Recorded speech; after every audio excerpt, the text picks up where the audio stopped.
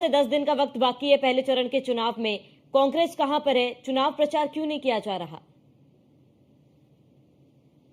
देखिए, चुनाव प्रचार भी होगा, अलग अलग फेस में चुनाव है, हर जगह की अपनी अलग प्रायोरिटी है पार्टी की तरफ से कि कहां पहले ज्यादा ध्यान देना है, कहां बाद में देना है।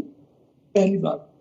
दूसरी बात यह है कि इस देश का दुर्भाग्य है कि जिस भाजपा के नेताओं को हिंदू और हिंदुत्व की परिभाषा भी नहीं मालूम, वो हिंदू धर्म के ठेकेदार बन गए हैं, वो भगवान श्री राम के ठेकेदार बन गए हैं, जिनकी नीतियों के खिलाफ जाकर वो इस देश को बर्बाद करने में जुटे हैं। खुद भाजपा के लोग वो भगवान श्री राम का दोहन, दुरुपयोग और सब कुछ कर रहे हैं। ये तो वही बात है कि भी बगल में छुरी और मुंह में राम राम, जनता का कर रहे हैं काम तमाम। क्योंकि अगर जनता की जेब में पैसा नहीं होगा, शरीर में स्वास्थ्य नहीं होगा, भविष्य के लिए शिक्षा नहीं होगी, रोजगार नहीं होगा, तो क्या होगा? लोग आत्महत्या करेंगे या हत्या करेंगे, क्राइम करेंगे। वर्ल्ड बैंक ने चेतावनी दी है कि भारत जो अपनी ग्रोथ दिखा रहा है उस हिसाब से तो रोजगार बढ़ा नहीं है, अपितु अंग्रेजों के समय के मुकाबले और ज्यादा बेरोजगारी की दर में आगे बढ़ चुका है। तो ये तो वर्ल्ड बैंक ने चेतावनी दी है। ये लगा लीजिए 70 साल में जो देश के ऊपर कर्जा था 55 लाख करोड़, वो मोदी जी ने विदेशों से कर्जा ले लेकर 205 लाख करोड़ पहुंचा दिया। पीएम केयर्स घोटाला है। विजय कौशिक जी, लेकिन नहीं, मेरा सवाल यहाँ पर यह है कि देखिए, कहीं ना कहीं आप माने ना माने बीजेपी की तैयारी देखी जा रही है। कपिश जी भी नहीं मान रहे, क्योंकि कपिश जी का कहना है कि सभी अपने अपने पार्टियों की रणनीति होती है और ये दिखावा करे, लेकिन दिखावा ही सही, जनता के बीच में तो जा रहे हैं। आप जनता के बीच कब उतरेंगे? विजय कौशिक जी, आपसे मेरा ये सवाल है। सुनिए, आपके घर में शादी हो, आपने पैसा इकट्ठा कर रखा हो, आप उसे बैंक में जमा कराने जा रहे हो सुरक्षा के नजरिए से, और रास्ते में कोई मोदी जी बंदूक रखकर इलेक्ट्रल बॉन्ड के तौर पर आपसे वो पैसा ले ले, तो आप शादी कितनी धूमधाम से कर पाएंगे? बताना जरा मुझे, अगर पैसा आपका लूट लिया जाए तो। भाई, चुनाव है, चुनाव में खर्चे होते हैं, और चुनाव के समय में अगर इनकम टैक्स विभाग 14 लाख की हेराफेरी के जुर्म में हमारे अकाउंट से 135 करोड़ रुपए निकाल ले, तो कहाँ का न्याय है? 14 लाख की एवज में 135 करोड़। और हमारे ऊपर कि जी आपने फला सन में इनकम टैक्स की रिटर्न नहीं भरी, तो रिटर्न न भरने के जुर्म में 3500 करोड़ का हमें नोटिस थमा दिया जाए।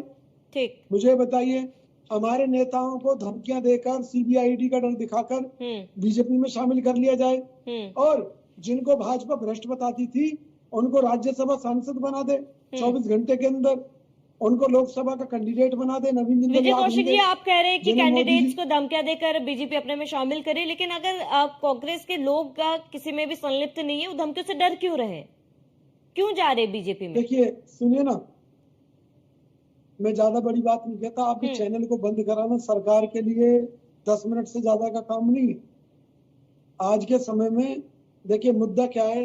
कानून जो हमारी न्याय की देवी है, उसकी आंखों पर पट्टी बंधी है, और उसके सामने जैसा केस प्रस्तुत करेंगे वो उसी, आप बड़ी बात कह रहे हैं विजय कौशिक जी, बिहाफ पर आचरण करेगी। सुनो ना, आपके ऊपर एक झूठा केस दर्ज हो जाएगा ना अगर कभी जिंदगी में, तो 10-20 साल आपके कोर्ट में निकल जाएंगे उसे ये साबित करने में कि आप निर्दोष हो, और 20 साल बाद आप निर्दोष साबित हो भी गए तो क्या कर लेंगे आप? भाई, मोदी जी ने कहा कि 2G स्पेक्ट्रम घोटाला, तो कोर्ट में साबित क्यों नहीं हुआ? इन्होंने कहा कोयला घोटाला, कोर्ट में साबित क्यों नहीं हुआ? इन्होंने जितने घोटाले कहे वो कोर्ट में साबित क्यों नहीं हुए? और जिनको ये घोटालेबाज कहते थे, जिनके खिलाफ इन्होंने खुद सीबीआईडी की जांचें कराई, फिर उनको बीजेपी में शामिल करके राज्यसभा की टिकट क्यों दे दी, लोकसभा की टिकट क्यों दे दी, उनको मंत्री क्यों बना दिया? आपके तमाम सवालों का जवाब अवधेश जी देंगे, लेकिन उससे पहले सर्वेश जी। देखिए, मैं केवल ये कहना चाहता हूँ कि मोदी जी विकास की कोई राजनीति नहीं करते। उनकी समझ में एक चीज आ चुकी है, क्योंकि वो कहते थे कि वो इस देश का नवनिर्माण करेंगे, इसलिए नवनिर्माण से पहले इस देश को नष्ट करने में जुटे हुए हैं।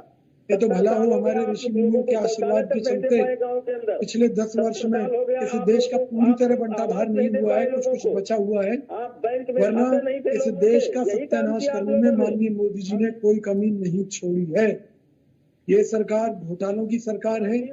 आज आरबीआई भी डरी हुई है देश के बैंक कभी भी फेल हो सकते हैं। आरबीआई के गवर्नर ने भी चिंता जताई है। ठीक है विजय कौशिक जी, आज के प्रधानमंत्री मोदी की रैली की बात कर लेते हैं, पीलीभीत की बात कर लेते हैं। आज कांग्रेस पर कई मुद्दे उठाए प्रधानमंत्री मोदी ने। अगर 1984 की बात कर ली जाए, सिख समुदाय पे जो हमला हुआ था उसका भी जिक्र उन्होंने किया है। इसके साथ ही अगर राम मंदिर की बात की जाए, राम मंदिर में विपक्षियों पर प्रधानमंत्री मोदी ने हमला बोला है। राहुल गांधी की जो शक्ति के ऊपर बयान था उसको लेकर भी प्रधानमंत्री मोदी ने ये मुद्दा उठाया था। लेकिन कांग्रेस क्या जवाब देगी इस पर?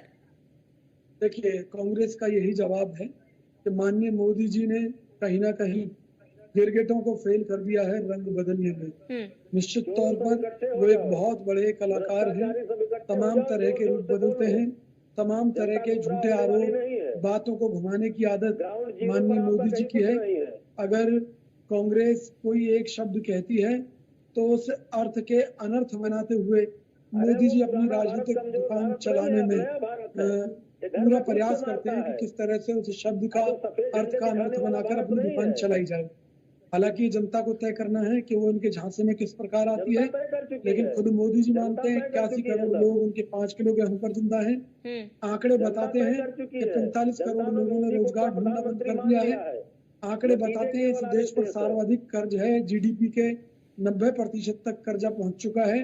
आंकड़े बताते हैं कि किसी भी सड़क पर आप चले जाइए, आपको टोल के तौर पर जेब कटवानी पड़ती है। आपको पेट्रोल डीजल में 100% के करीब टैक्स लोगों को देना पड़ रहा है। हर तरफ से लूट मची हुई है। जीएसटी का दायरा दिन प्रतिदिन बढ़ाया जा रहा है। चावल तक, जरूरी खाद्यान्न तक उसके अंदर शामिल कर दिए गए हैं। ये मोदी सरकार जनता को लूट कर एक बड़ी अर्थव्यवस्था बनने की बात करती है, और इस बड़ी व्यवस्था में ना रोजगार है, ना काम धंधे हैं, बेरोजगारी चरम पर है, युवा परेशान है।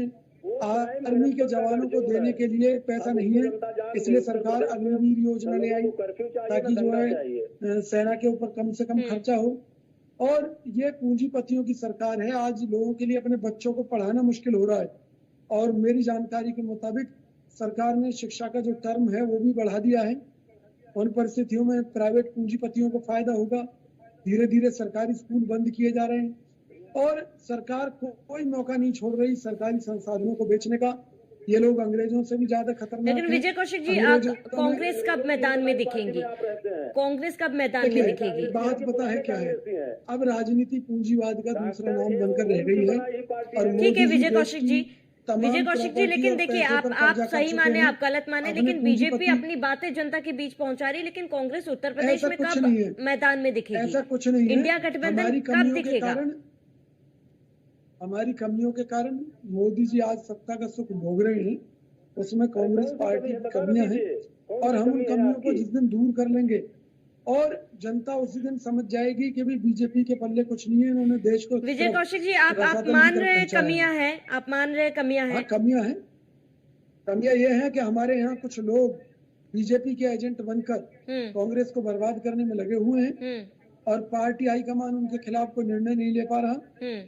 जिस दिन निर्णय होने लगेंगे और पार्टी के गद्दारों को पार्टी से भगाया जाएगा, अच्छे लोगों को आगे लाया जाएगा, उस दिन हमारी आवाज यानी हमारे मुद्दे हैं वो। विजय कौशिक जी, ये बात मानने में जरा देर नहीं होगी, क्योंकि लोकसभा चुनाव में बेहद ही कम समय बाकी है। देखिए, हमारा फर्ज है पार्टी हाईकमान को बताना। कब उनके खिलाफ एक्शन लिया जाएगा? कब उन तमाम जिनका जिक्र आप कर रहे हैं, जो कमियां, कब दूर करेगी पार्टी? देखिए, हमें उम्मीद है कि पार्टी इन सब चीजों पर विचार कर रही है, और समय आने पर ये सब चीजें दूर कर दी जाएंगी। ठीक है विजय।